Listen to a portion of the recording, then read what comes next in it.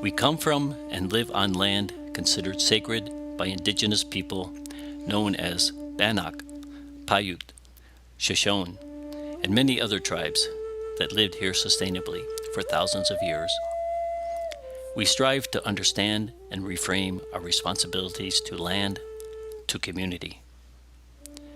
In the spirit of respectful reciprocity, we honor the original caretakers of this place. We affirm the relationships we have to each other, including our relations to animals and insects that inhabit the water, land, and sky. We recognize the relationship, the responsibility to quiet creeks, rushing rivers, rustling grasses, to sprawling forests, to the brilliant palettes of the sky, to the roots that grip the soil, to the earth beneath our feet. Water is life. To all of us affected by the boarding school revelations, may we be granted compassionate understanding. May we find healing in the harm that lives in our history. We honor and support the right to sovereignty for our indigenous neighbors. We acknowledge that a land acknowledgement is not enough. Now, let us breathe together. Let us take a moment to enjoy the delicious air, the oxygen provided by tree. Hold to the warm light of sun. Consider the solidity, the groundedness of earth. Flow with refreshing, life-giving water. Let the mud settle. Find clarity of mind and spirit. Welcome our ancestors. Enjoy this present moment together.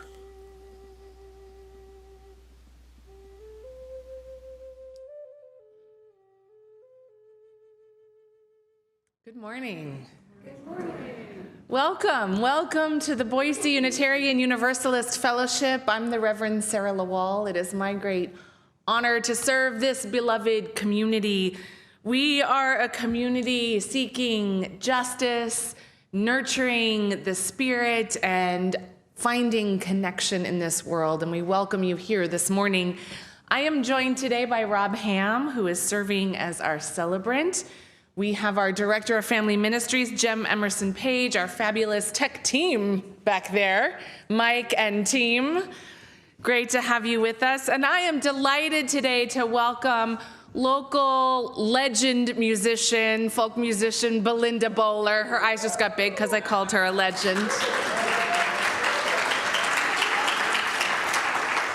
In addition to being a musician, Belinda is a longtime educator at Answer Charter School, and it's been really delightful to watch so many of you walk in the door and greet her and talk to her, and you know her, and you've been in space with her for years and years and years. It feels like you are already a part of this community.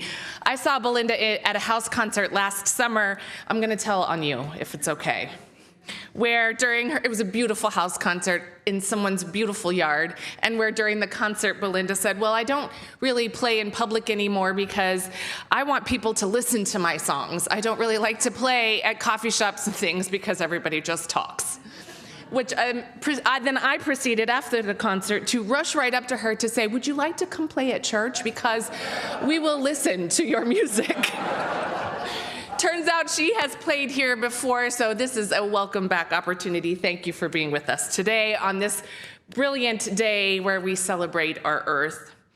We welcome to those of you who are joining us virtually, and I'll invite us all to turn around and wave at our friends worshiping at home. My spouse worshiping in Spain. I think he's out there, so I know it's a rough life. And welcome to all of you here in person. We all worship together as one community, reminded that we are connected beyond these walls. If you are seeking something larger than yourself or are in search of your own heart, you are welcome here. If you believe that all the religions of the world are right and true, but none is entirely right, nor does any religion have a corner on the market of truth. You are welcome here. If you believe each of us has to seek the truth in the possibility of science and religion coexisting together, you are welcome here. Whomever you love, however you identify, however you pray, wherever you are on your spiritual journey, you are welcome here. We know it takes a lot of courage to cross the threshold and enter a new community, whether in person or virtually. So to all of our newcomers, welcome. We're so glad that you've chosen us this morning. We hope that you'll take some time to introduce yourself after the service if you're here with us in person or in the chat on Zoom so that we can warmly welcome you.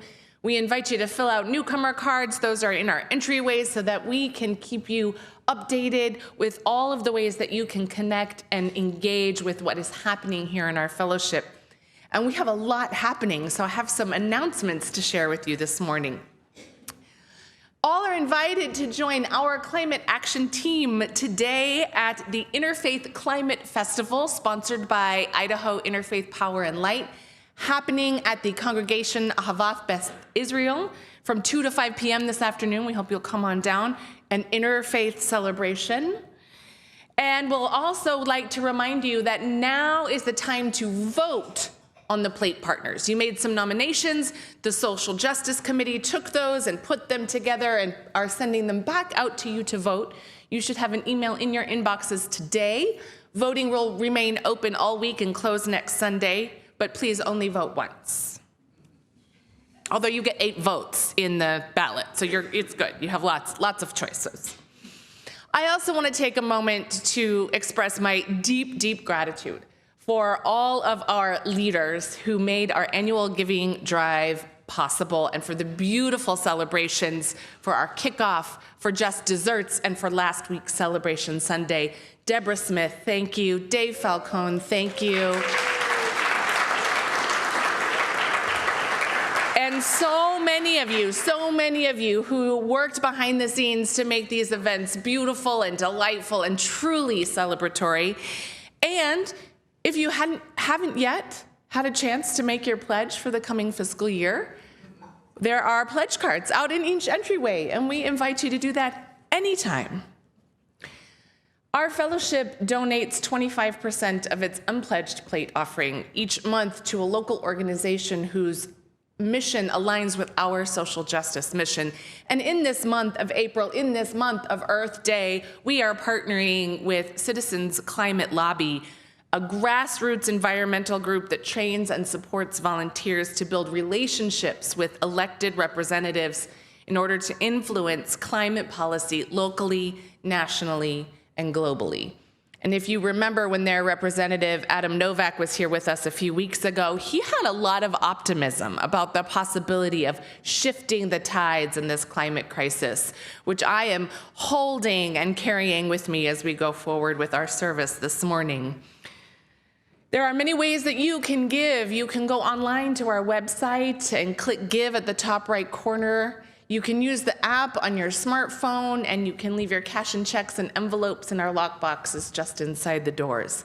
However you choose to give, we are grateful for all of the ways you support the ministry of this fellowship and the ministry of our plate partners. Our spiritual theme for this month of April is resistance. And in honor of Earth Day today, we are exploring resistance for the earth, on behalf of the earth, and the spiritual call that lives inside each of us to that resistance. So as we enter this time and space of worship together, let us all take a moment and have a breath together. Fill your body with breath, with that life-sustaining air provided by our planet, by trees and plants, knowing that our breath connects us to one another, to our bodies, and to our planet. Our breath offers us that opportunity for stillness,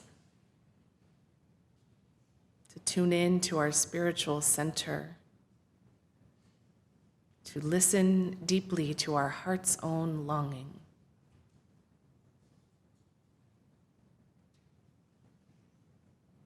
As you hear the words of our prayer this morning, I invite you to hear those thous and thines as expressed to the earth itself. Thou art the song of my heart in the morning. Thou art the dawn of truth in my soul. Thou art the dew of the roses adorning. Thou art the woven whole. Thine is the grace to be steadfast in danger. Thine is the peace that none can destroy. Thine is the face of the need-driven stranger. Thine are the wings of joy. Thou art the deep, to the deep in me calling. Thou art a lamp where my feet shall tread.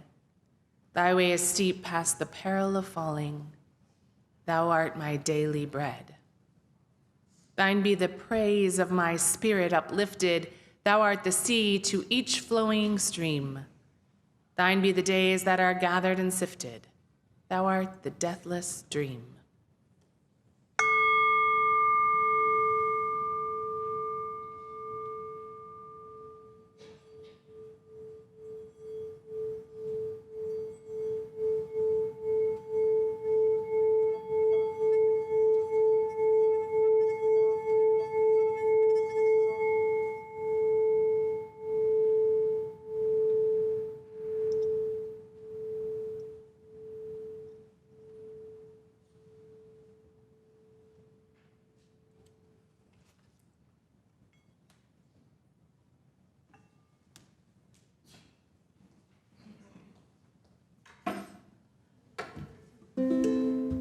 Good morning.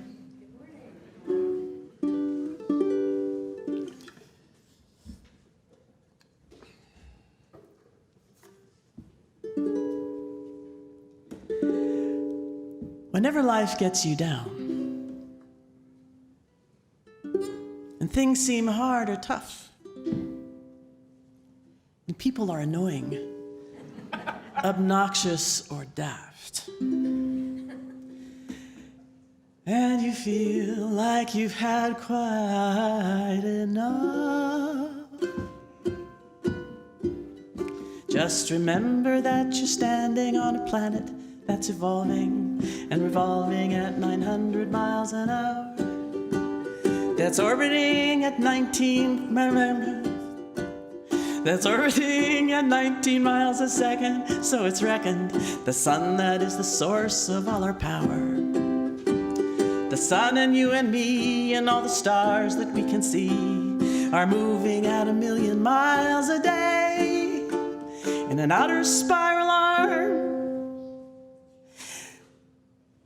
at 40,000 miles an hour of the galaxy we call the Milky Way.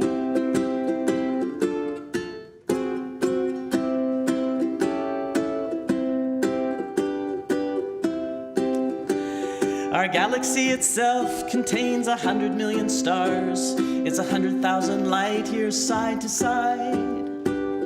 It bulges in the middle, 16,000 light years thick, but out by us it's just 3,000 light years wide. We're 30,000 light years from galactic central point. We go around every 200 million years, and our galaxy is only one of millions and billions in this amazing and expanding universe.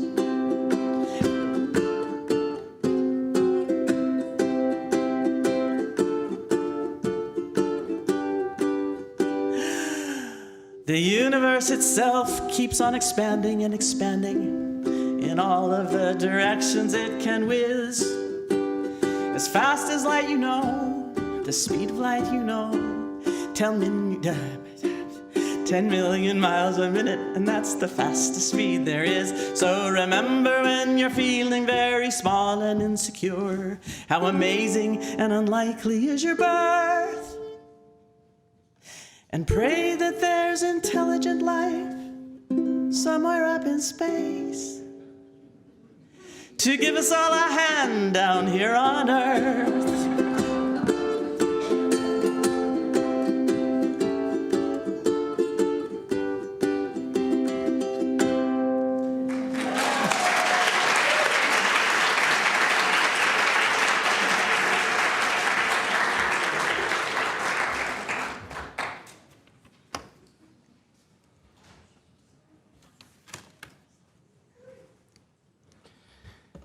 Each week, we light our flaming chalice, a symbol of our free faith, a beacon of hope, love, and justice. We join this lighting in solidarity and community with thousands of other Unitarian Universalists lighting chalices today in churches, homes, and virtual worship spaces, reminding us that we are connected to one another and to a large community of faith and love. Today, we have a young chalice lighter with us. We invite a child to light the chalice and to recognize that children and youth in our community and our responsibility to them, and the future that we're building together. As Mac Pyle lights the chalice here in the sanctuary, I invite those of you in our virtual community to light a chalice if you have one nearby, along with us this morning. Then share in the chat where the chalice is lit this morning.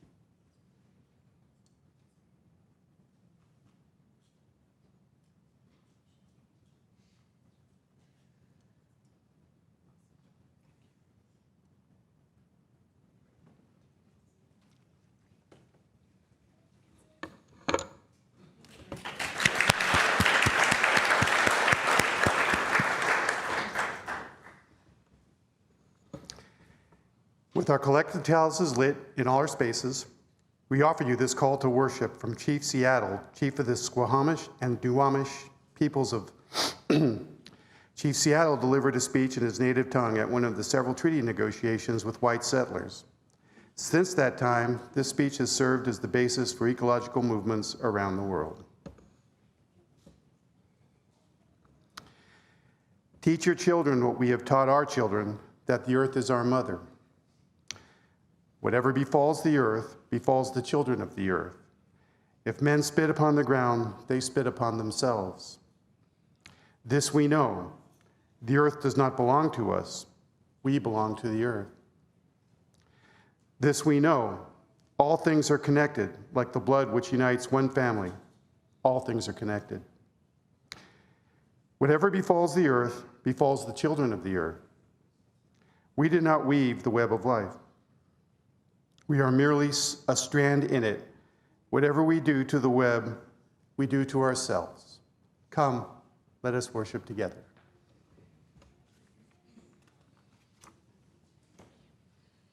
Thank you, Rob.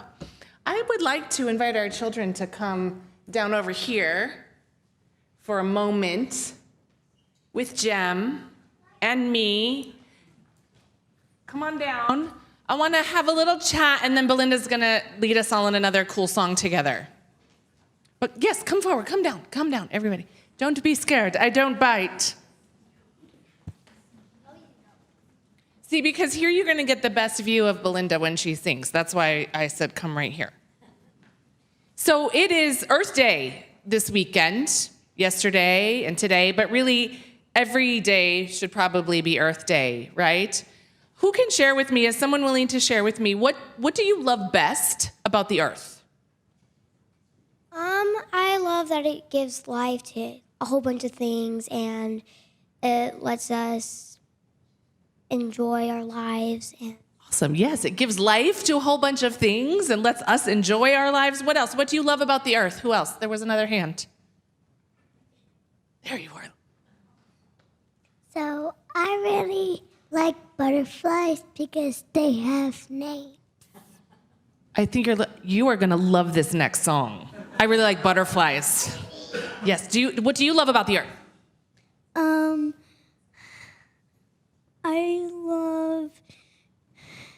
I love the creatures that are nice.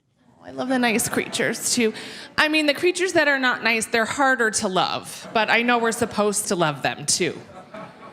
Do you think it's important to take care of the earth? Yes. What are some of the things that we should do or that you do to take care of the earth? What are some things? What do you think about? I'll come back to you for a second. Let's come over here. For Earth Day, me and my family normally go on like a trash walk and pick up a bunch of garbage. Awesome. Yes, a trash walk and picking up garbage because sadly there is a lot of garbage out there in nature, isn't there? That's awesome. Recycling. Recycling, yes, that's a really simple thing to do now, isn't it? What do you do to take care of it? To save the world and not let the world get dirty. Yeah, save it and don't let it get dirty. Cece, did you have something? No? Olivia, did you have something? What do you do to take care of the earth? These are all really excellent answers. And you're inspiring all of us to remember that our actions, big and small, that taking care of the earth is what helps the earth last so that we can continue to enjoy it and love the creatures and all of the ways it makes us happy and gives us meaning and brings life, sustains our life and all of the life in it. Thanks for sharing that today. I'm sure you're going to do a little bit more of that, but hang out because here comes a song about butterflies.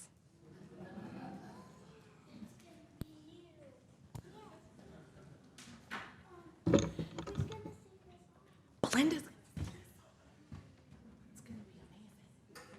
About butterflies. So, another thing that I do sometimes, well, most of the time, to help the earth is that when I brush my teeth, I turn the water off. Like you turn it on and you get your toothbrush wet, and then you turn the water off and brush your teeth so it doesn't run down. Because all the water there is all the water there is. But on another subject, a group of first and second graders helped me write this song. They were studying the lifestyle of a butterfly. They were studying painted lady butterflies. So each butterfly likes to eat a certain kind of thing. I'm going to change it to monarch butterflies because they like to eat milkweed, and I really like a monarch butterfly. Anyway, don't worry about that. There's 4 parts of the life cycle of the butterfly, just like sort of the world, the earth and our own lives. We turn a circle. And there's a part to sing. Everybody. And it's not, why do birds? No, it's not that. Sing. No, it's not that. Here. This is it. Butterfly, butterfly, butterfly, butterfly, butterfly, butterfly, butterfly, butterfly, butterfly, butterfly, butterfly, butterfly, butterfly. Very important. There's a quiet spot. Really good. I got goosebumps. And then there's the next stage. It's the tiny egg. So if you want to keep singing Tiny Egg while I sing the verse, you can. When I wrote it, I thought maybe the first and second graders could keep up with keep singing Tiny Egg. Didn't work, but I bet you could do it. I bet you could do it. All right, here we go. I am a tiny egg, tiny egg, tiny egg, tiny egg.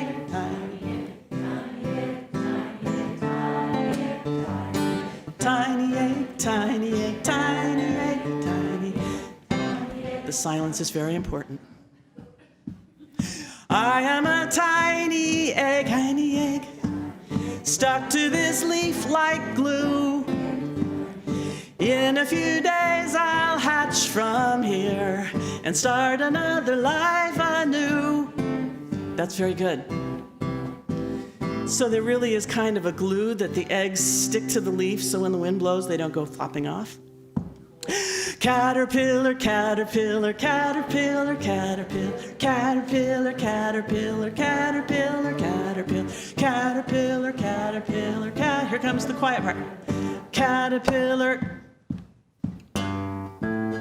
I like being a caterpillar. It's a hungry life to lead.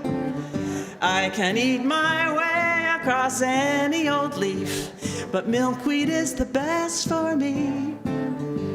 So this is one thing that first and second graders taught me, because I thought the next stage was a cocoon. If you're a moth, it's a cocoon. If you're a butterfly, it's a chrysalis.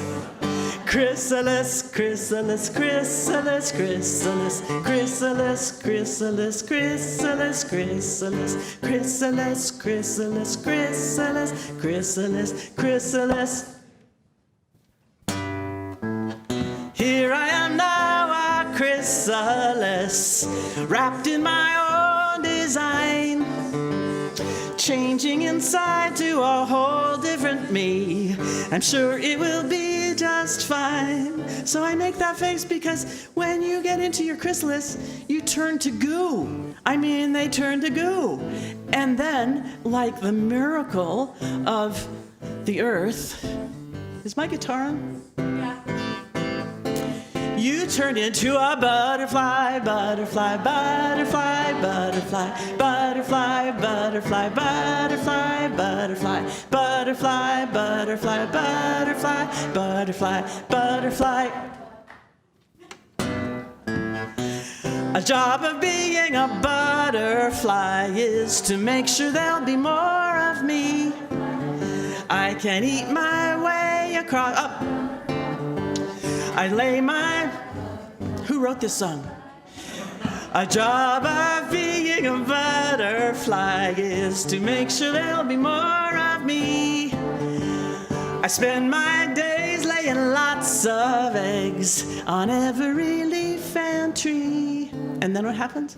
Tiny egg, tiny egg, tiny egg, tiny egg, tiny egg, tiny... And then what happens? Caterpillar, caterpillar, caterpillar, caterpillar. And then what happens? Chrysalis, chrysalis, chrysalis, chrysalis, chrysalis, chrysalis, chrysalis. And then what happens? Butterfly, butterfly, butterfly, butterfly, butterfly. How much time do you have? And then what happens?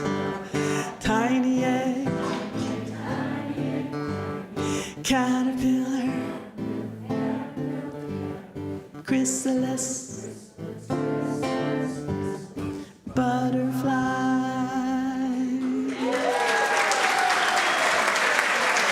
Well done. Thank you.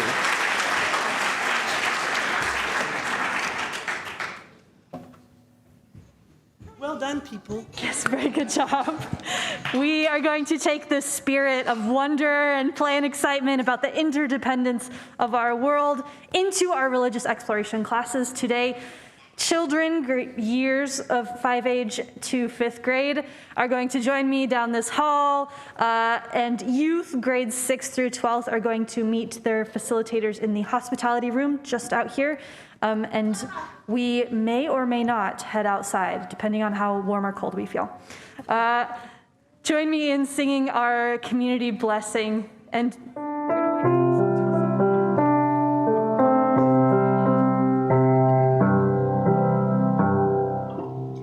may your mind be open to new learning. May your lips bring truth into the world. May your heart know love and your hands do the work of justice as you go your way in peace. As you go your way in peace.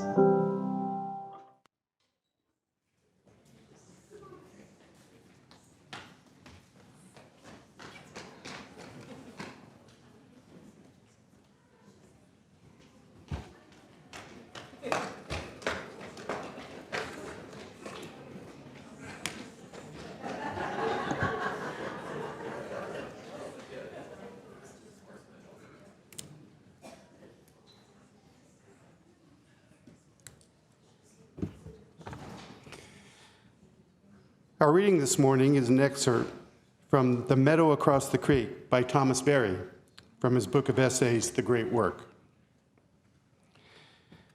My own understanding of the great work began when I was quite young.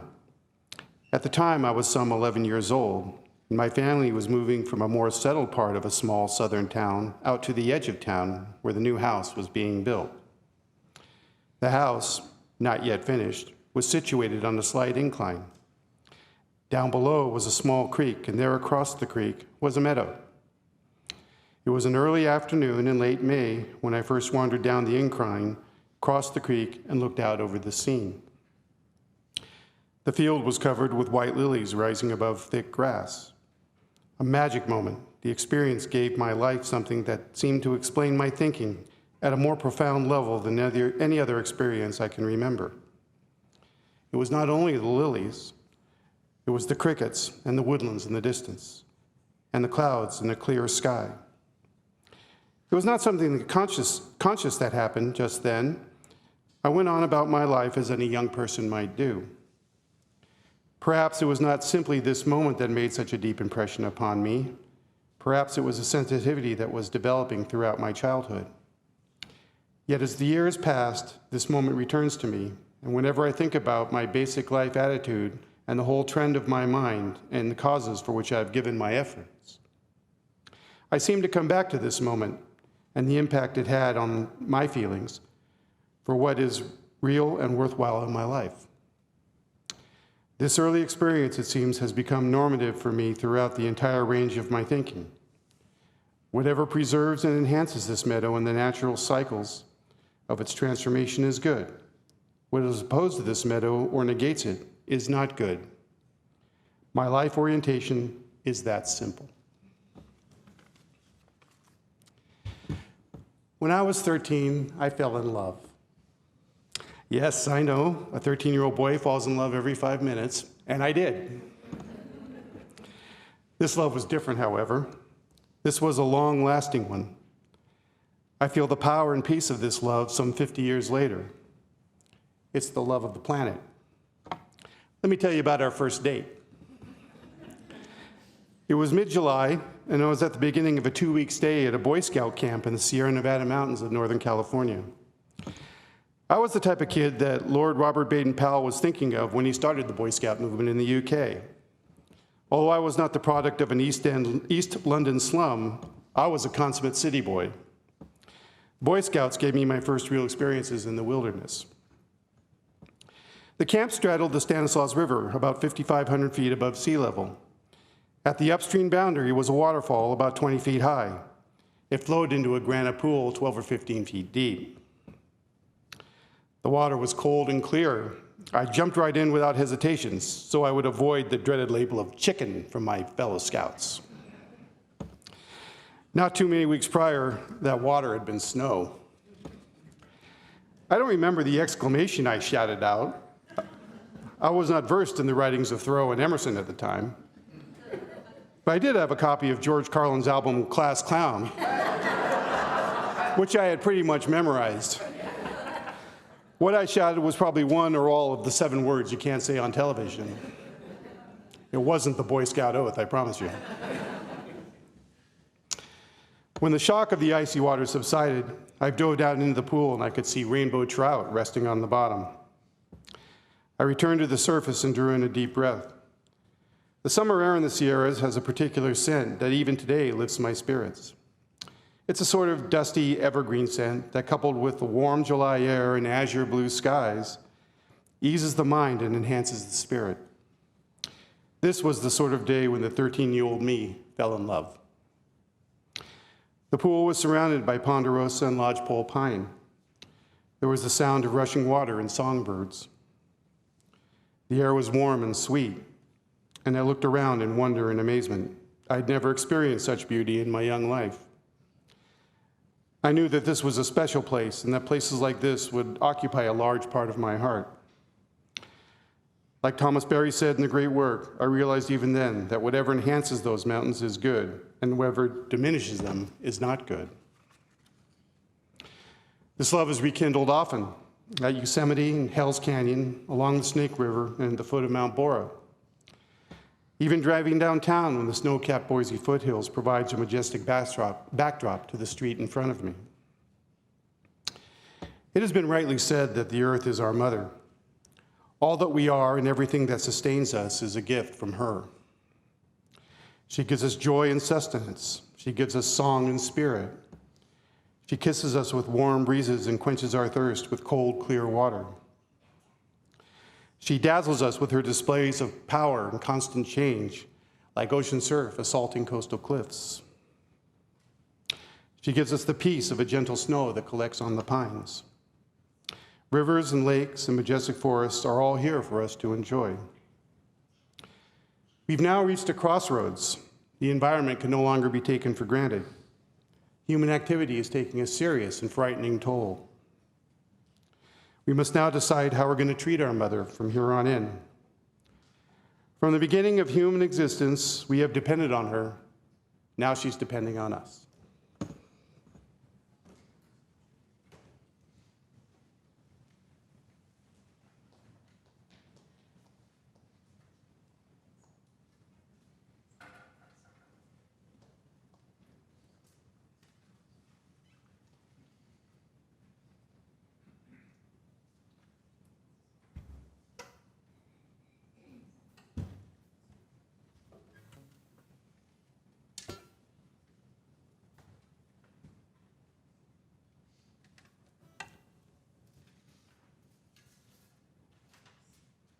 I know it's not all about me, but you know that house concert? I've been spending a lot of time in my pajamas the last few years, and I got dressed up for the house concert because that's what you do. And somebody posted it on Facebook, and an old friend said, "Looks like you're wearing your pajamas."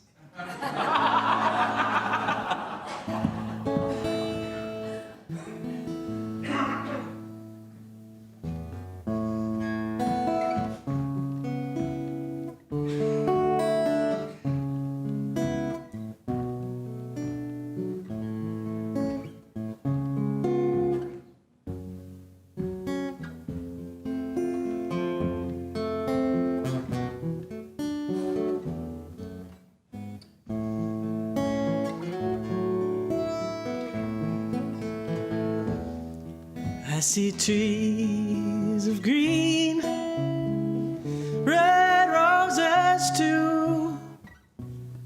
I see them all for me and for you. And I think to myself, what a wonderful world.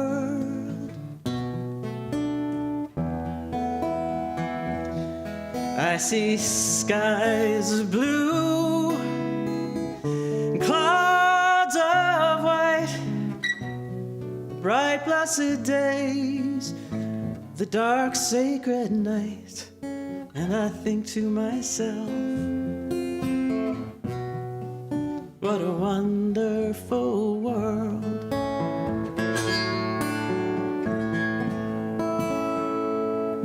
The colors of the rainbow, so pretty in the sky, are also on the faces of people passing by. I see friends shaking hands, saying, how do you do? They're only saying, I love you.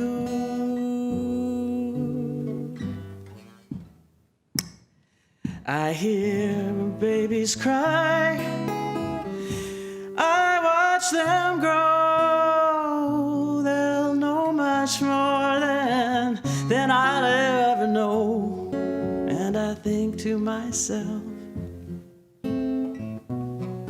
what a wonderful world.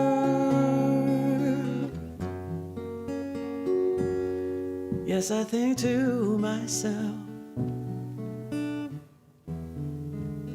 what a wonderful world.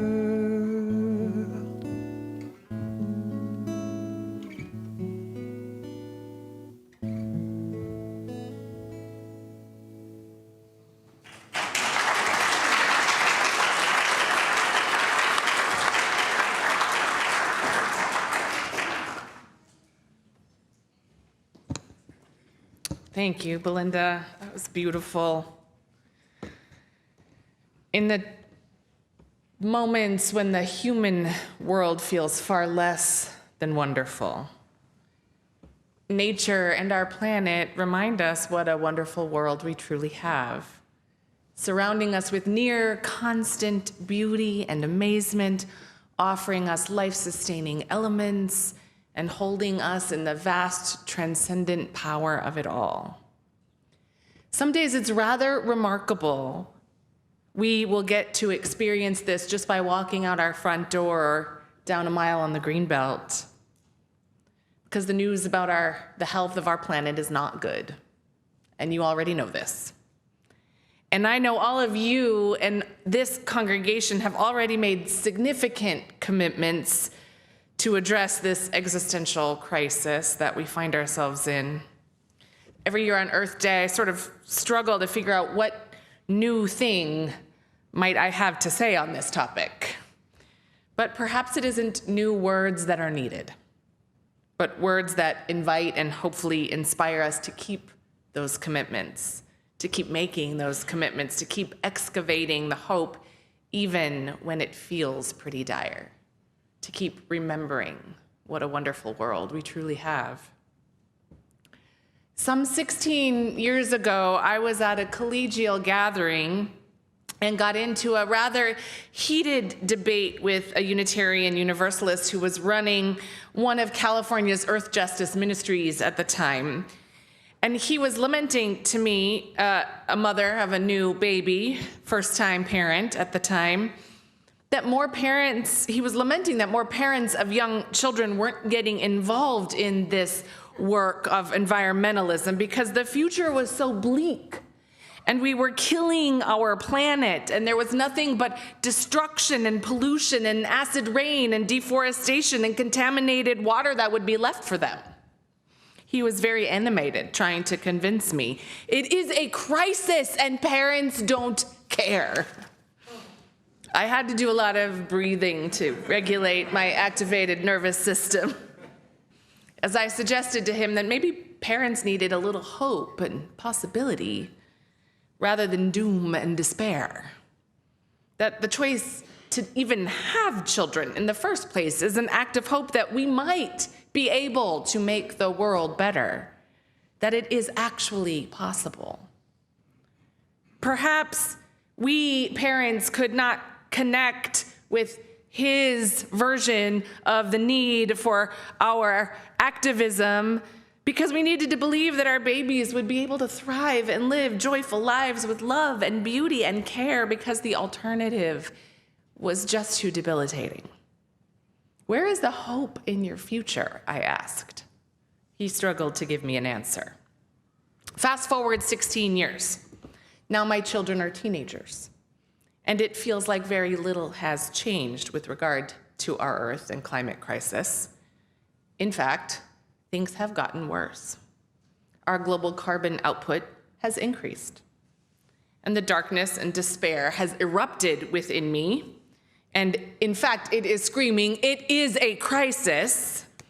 And I despair that my own actions won't have any impact, that only corporate America and global business and government can make any kind of significant change needed for this kind of impact and repair. And my children are asking, what is life actually going to be like when I get older? And how will we cope with this? And some days all I can do is throw up my hands and say, I don't know, we're all doomed. Chief Seattle says, teach your children what we have taught our children, that the earth is our mother. But that inner wisdom of me from 16 years ago still lives somewhere deep, deep inside, and I can hear it sometimes whispering, doom does not inspire. Doom does not offer hope or invite action or connection.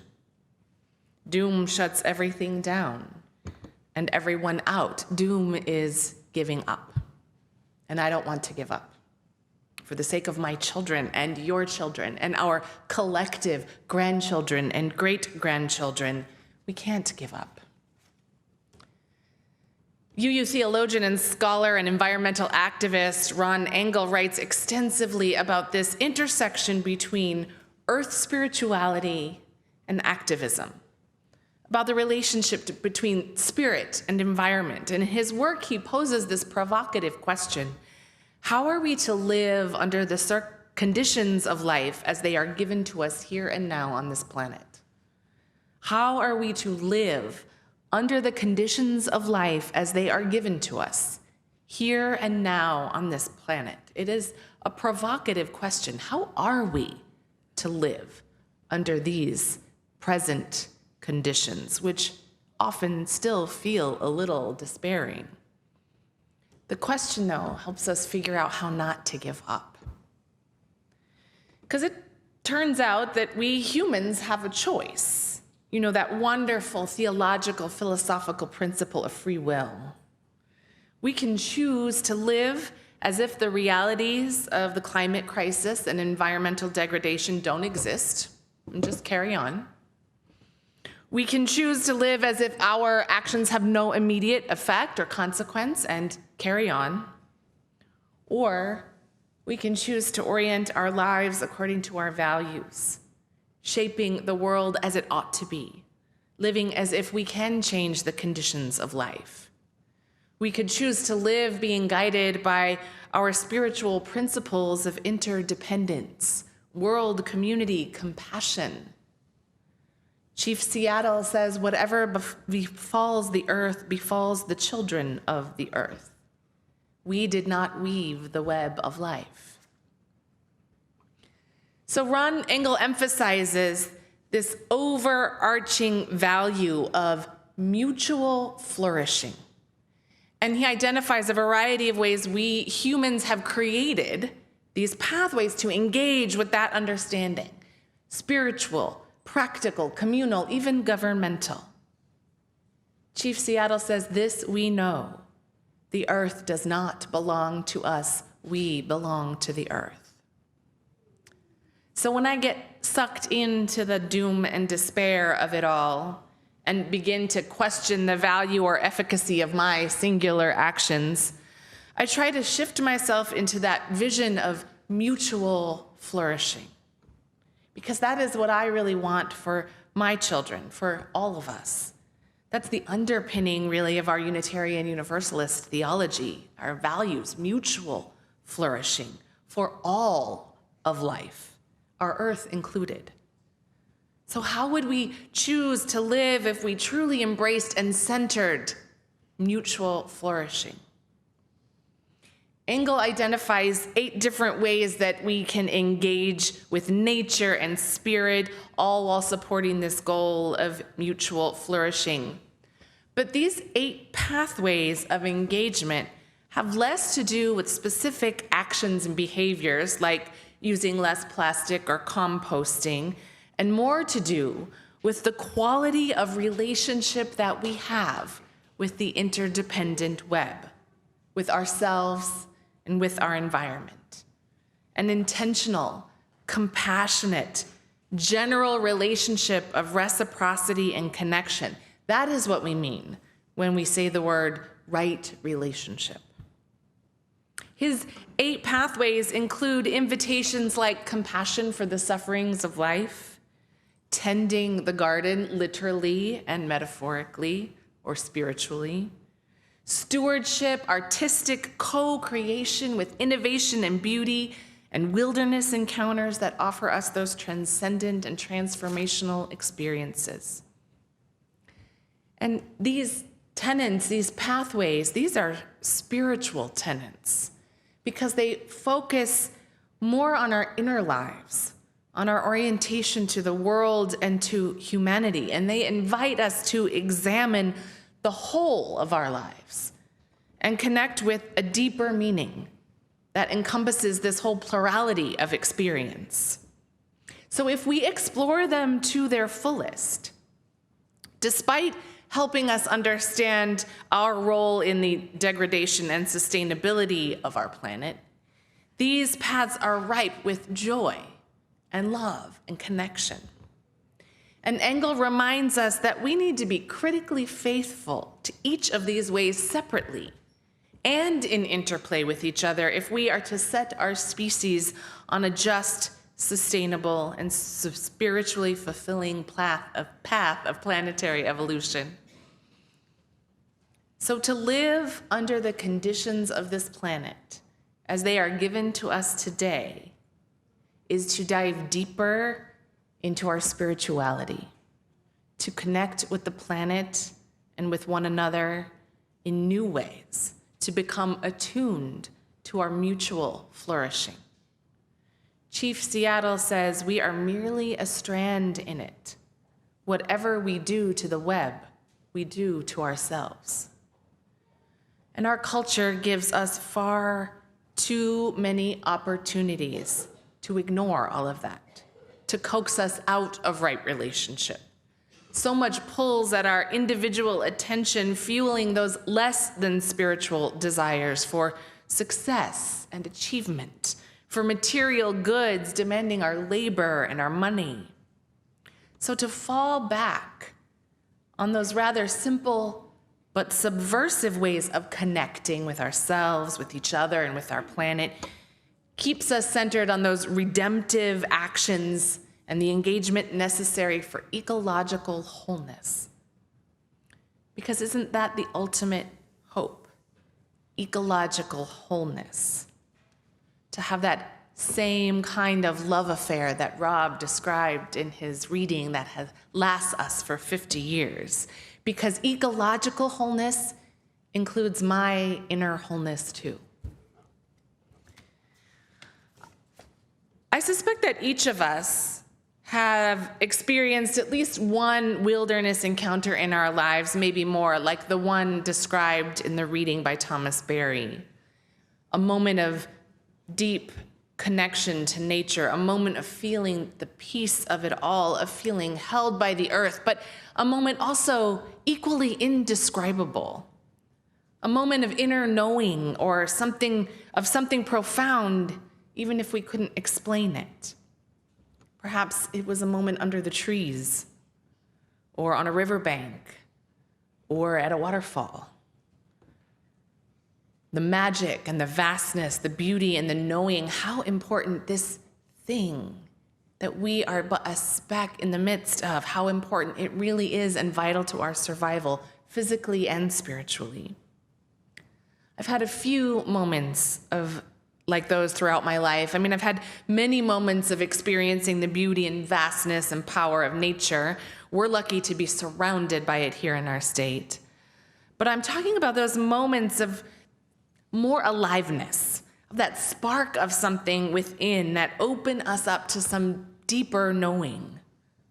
Those spiritual experiences in nature, moments when we feel overtaken or supremely at ease, when we feel part of that ecological wholeness, that connection to the web of life.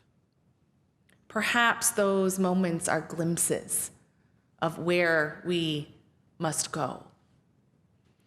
Those are the moments that I return to when I start to feel overwhelmed and despairing about the state of our earth and our growing climate crisis.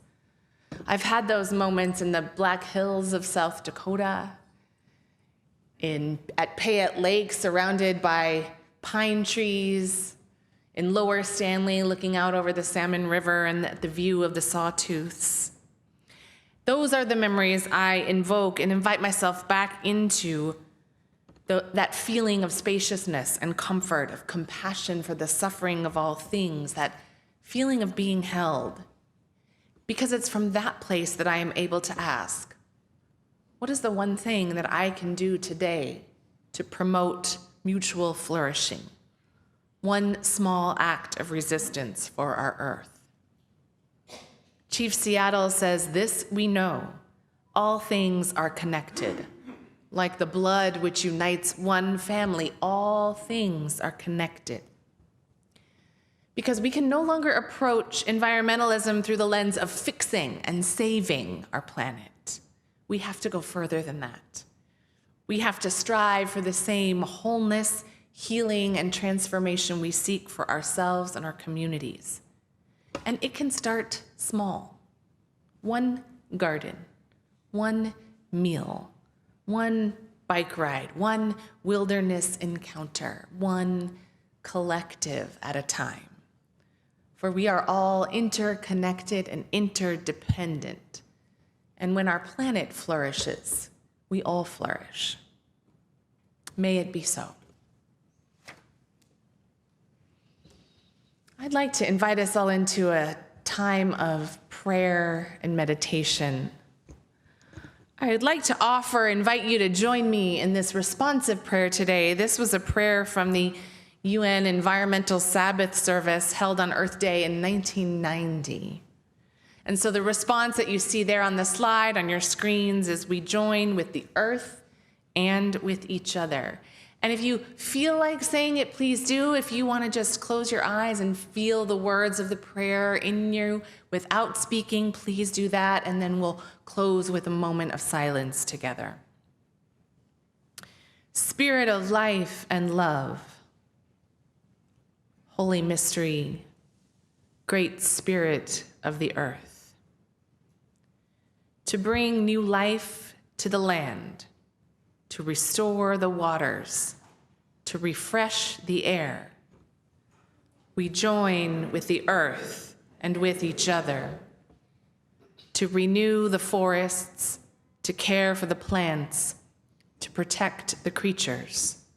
We join with the earth and with each other to celebrate the seas, to rejoice in the sunlight, to sing the song of stars. We rejoin with the earth and with each other to recall our destiny, to renew our spirits, to reinvigorate our bodies. We join with the earth and with each other to recreate the human community, to promote justice and peace, to remember our children. We join with the earth and with each other. We join together as many and diverse expressions of one loving mystery for the healing of the earth and the renewal of all life. Let us join together in a time of silent reflection.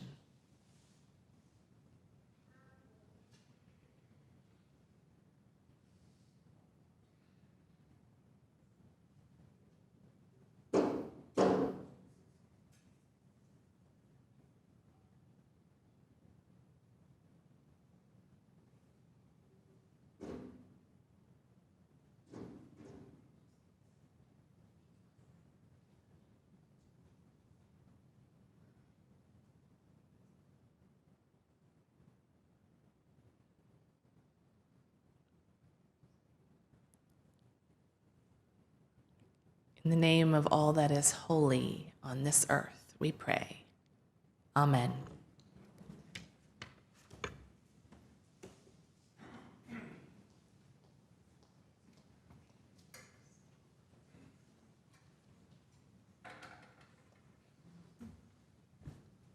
You showed so much aptitude with the butterfly song. Here's another one. This is a round, and it's short. It's, I believe it's from the Arapaho tribe. And it goes like this. And so I'm just going to sing it for a little while, and then you join in, and then we'll stop, and then we'll decide who's on whose side. I mean, we're all on one side. You know what I mean. With my long tail feathers flowing as I fly, I circle around the boundaries of the earth. With my long tail feathers flowing as I fly, I circle around the boundary of the boundaries or boundary? I don't know. Boundaries? I don't know. What do you think? Boundary, one boundary. With my long tail feathers flowing as I fly, I circle around the boundary of the earth. With my long tail feathers flowing as I fly, I circle around the boundary of the earth. I think you have it, right? Boom.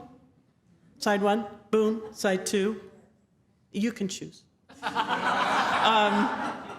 Let's do it 3 times, unless it's so good, and then we'll just keep going. Let's sing it all together once, and then boom, boom, okay? With my long tail feathers flowing as I fly, I circle around the boundary of the earth. With my long tail feathers flowing as I fly, with my long tail feathers, I circle around the boundary of the earth. With my long tail feathers flowing as I fly, I circle around the boundary of the earth. With my long tail feathers flowing as I fly, I circle around. Do it one more time. With my long tail feathers flowing as I fly, I circle around the boundary of the earth. The boundary of the earth.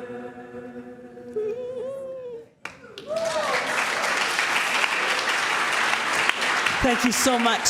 Thank you for having me. Thanks to the sound and thank you so much.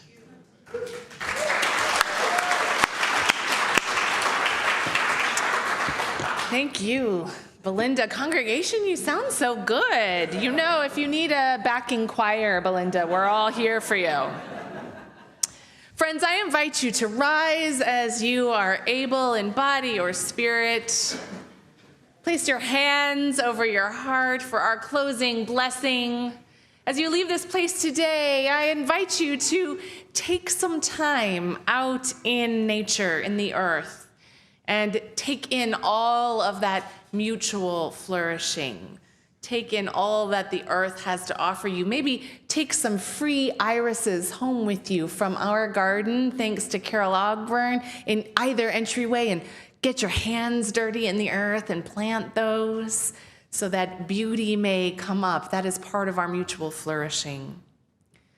As we go forth from this sacred space, let us recognize our connections to all that is in and on this wonderful earth, this wonderful world that nurtures and sustains us. Let us recommit ourselves to each new encounter, each new invitation in pursuit of ecological wholeness and the mutual flourishing of all of life. We extinguish this flame of our chalice, but carry with us the light of hope, the warmth of community, and the fire of commitment. Blessed are we all. Go in peace.